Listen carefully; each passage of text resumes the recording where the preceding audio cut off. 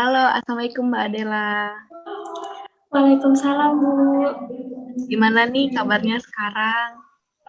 Alhamdulillah baik, Bu. Alhamdulillah, semoga terus baik ya.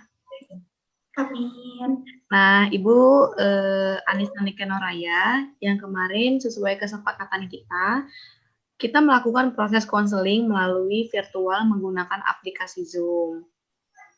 Ya, Bu.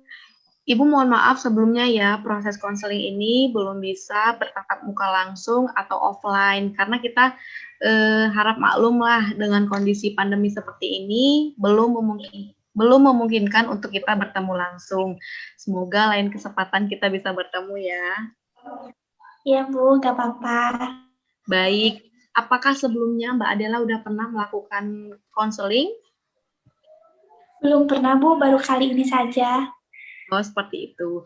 Jadi, Ibu akan menjelaskan terlebih dahulu. Konseling itu adalah sebuah proses bantuan yang diberikan oleh konselor kepada konseli yang sedang mengalami masalah dengan tujuan untuk mengatasi dan menyelesaikan masalah tersebut agar hidupnya lebih baik. Oh iya, seperti itu, Bu. Tapi apakah nanti masalah saya akan banyak orang yang tahu ya, Bu? Oh, tentu tidak seperti itu, Mbak Adela. Di konseling ini kita memiliki asas yaitu asas kerahasiaan, di mana masalah yang Mbak Adela ceritakan di sini itu tidak akan kesebar kemana-mana. Jadi Mbak Adela jangan merasa takut untuk diketahui orang lain, karena hanya saya sendiri, Mbak Adela, dan Allah yang tahu. Oh iya, Bu, kalau seperti itu, saya berharap agar masalah ini segera selesai dan menemukan jalan keluar ya, Bu. Iya, Mbak Adela. Nah, selain itu juga di sini ada asas keterbukaan. Nah, jadi Mbak Adela sebagai konseli atau klien itu harus terbuka, bercerita, bercerita semua permasalahannya dan tidak ada pura-pura. Baik, Bu. Jadi sudah tahu ya semuanya. Nah, jadi silakan sekarang Mbak Adela ceritakan apapun permasalahan yang sekarang Mbak Adela sedang hadapi.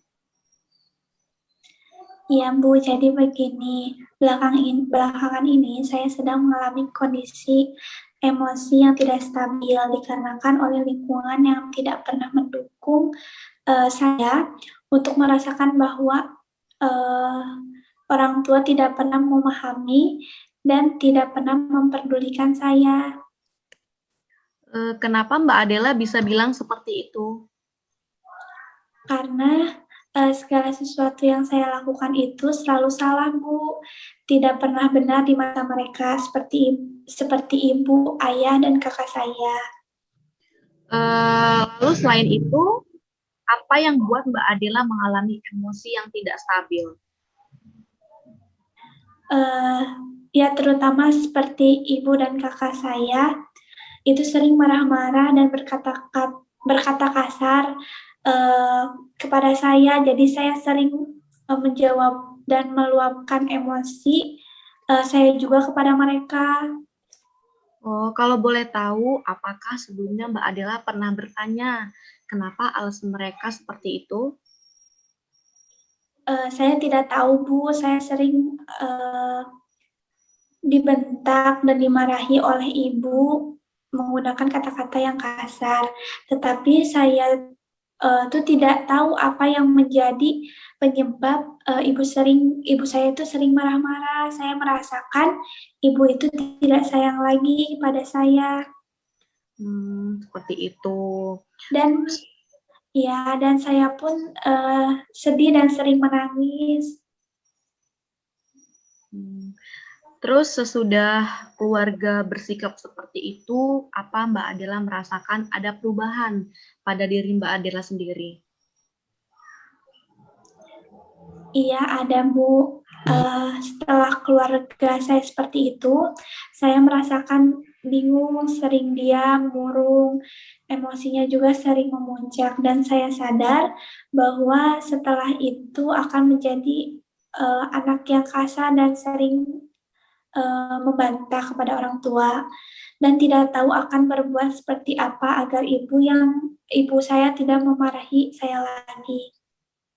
Oh iya, saya juga turut merasakan apa yang Mbak Adela alami sekarang, karena memang itu sangat berat masalah yang sedang Mbak Adela hadapi.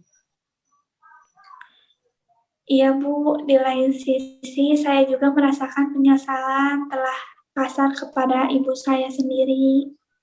Oh iya, nah jadi seperti ini, mungkin itu kekesalan yang diluapkan oleh keluarga Mbak Adela ketika Mbak Adela melakukan suatu kesalahan yang mungkin Mbak Adela tidak sadar pada saat itu. Tapi pasti orang tua itu pasti sayang banget lah sama anaknya dan ada maksud baik di balik itu. Nah, kita juga sebagai anak yang patuh dengan orang tua, kita harus bisa memahami karakter orang tua itu seperti apa dan kita harus sadar juga, oh ya aku itu habis melakukan kesalahan apa ya, kok orang tua sampai marah seperti itu. Nah, seperti itu. Iya Bu, saya yakin juga pasti orang tua saya juga sayang dengan anaknya, walaupun kadang karakter setiap orang tua itu pasti berbeda-beda. Nah iya, jadi sekarang coba Mbak Adela mulai bicara baik-baik dengan keluarga, seperti ayah, ibu, kakaknya, bicarakan juga dengan pikiran yang jernih agar tidak saling emosi. Iya Bu, akan saya coba nanti.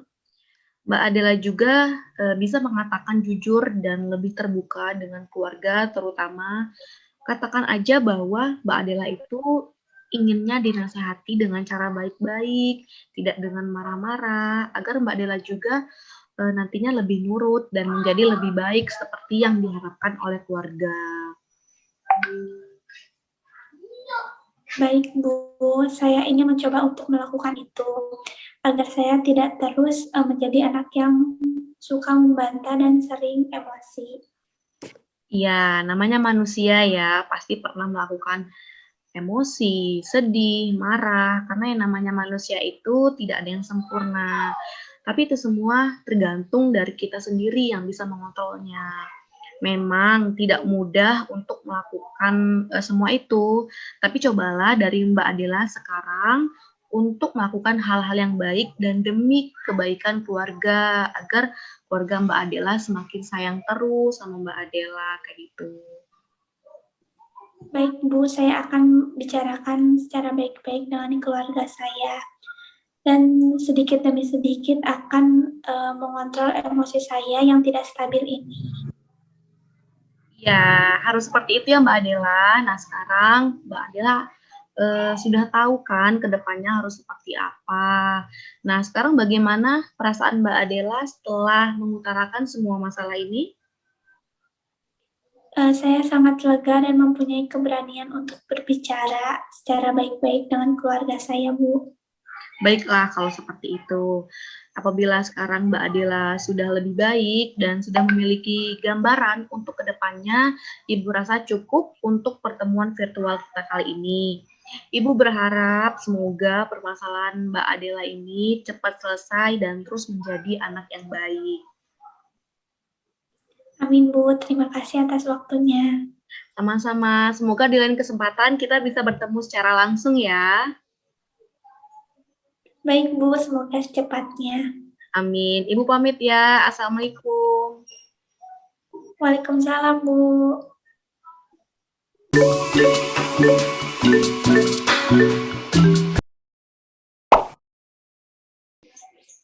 Selamat siang. Siang, Bu. Baik, di sini calling center online. Dengan saya adalah Septa, salah satu konselor di sini. Ada yang bisa saya bantu? Ya, Bu, ada. Baik, sebelumnya dengan siapa dan asalnya di mana? Saya Niken, Bu, asal dari Bandung. Baik, Taniken, boleh saya tahu berapa umur? Saya berusia 17 tahun, Bu. Baik, perkenalkan saya adalah Septa. Saya akan membantu Taniken untuk mendengarkan keluh kesah ataupun permasalahan yang terjadi pada saat ini. Baik, terima kasih, Bu. Saya ingin menceritakan masalah yang sedang saya alami. Baiklah, mari kita bahas bersama-sama. Namun sebelum itu saya meminta kesepakatan waktu untuk membahasnya supaya efisien dan teratur. Bagaimana? Ya, saya setuju, Bu. Saya rasa 30 menit cukup ya, Bu. Saya minta Ibu bisa merahasiakan ini dan saya tidak ingin orang lain mengetahui akan permasalahan saya. Baik, Teniken. Di konseling ini memiliki asas, yaitu asas kerahasiaan, di mana masalah-masalah yang Teniken hadapi dan diceritakan kepada saya ini tidak akan tersebar kemana-mana. Jadi jangan merasa takut untuk diketahui oleh orang lain. Baik, Bu. Ya, Teniken, selain itu juga saya beritahu bahwa pada konseling ini ada asas keterbukaan. Nah, Teniken sebagai konseli ataupun klien harus terbuka, bercerita semua permasalahannya dan tidak ada cerita yang dipura-purakan. Oh, ya, baik. Jadi bagaimana Teniken, apa yang membuat Teniken merasakan masalahnya? Jadi begini, Bu, semenjak saya berada di bangku SMA, saya itu tidak pernah sepaham dengan orang tua. Seperti contohnya, hobi saya itu kan senang mengikuti ekstrakurikuler paskibraka. Tetapi semenjak SMA, saya tidak diperbolehkan untuk mengikuti paskibraka ini. Nah, saya tuh bingung, Bu, gimana untuk menyikapi masalah ini. Oh, baik. Selama ini mengikuti ekstrakurikuler paskibra Teniken, tetapi orang tua Teniken ini kurang mendukung ya? Iya, Bu, tidak pernah mendukung. Tapi Teniken sendiri sudah pernah bertanya belum sebelumnya apa alasan mereka mengapa memarahi Teniken? Ya, sudah, Bu. Waktu itu ibu saya pernah bilang ke saya, pas ibu saya pernah marah pada saya, katanya ngapain ikut paskibraka, nanti pasti ngeluarin uang banyak untuk barang-barangnya. Mendingan sekolah yang bener, dapetin nilai sebaik-baiknya. Nanti juga setelah kamu besar, paskibraka itu katanya tidak dibutuhkan, katanya kayak gitu, Bu.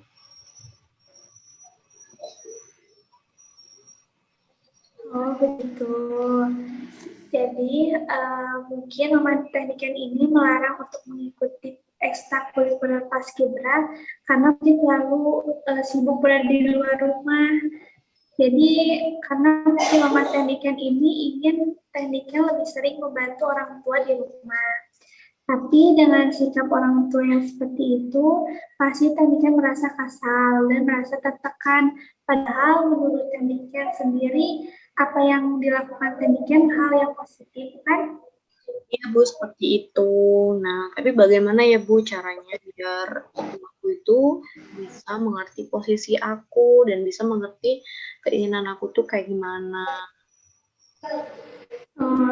Mungkin Mama Teniken memarahi Teniken ini karena kamu tidak bisa mengatur waktu dengan tepat, makanya Teniken sendiri selalu dimarahi oleh kedua orang tua.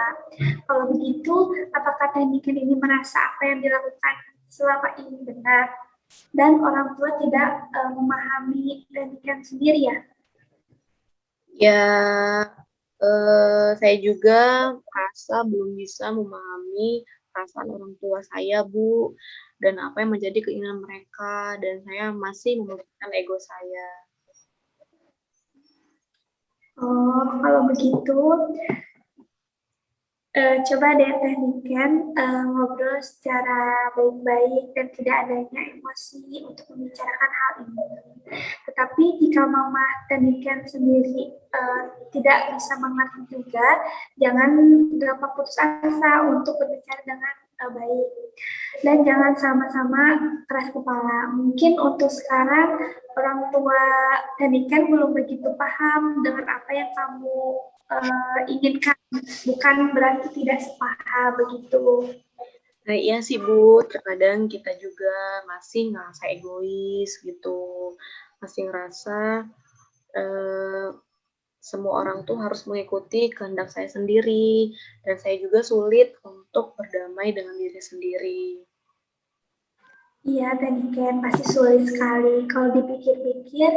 Tetapi kalau kita coba terus-menerus dan menjalaninya secara ikhlas, pasti akan jadi mudah dan lancar.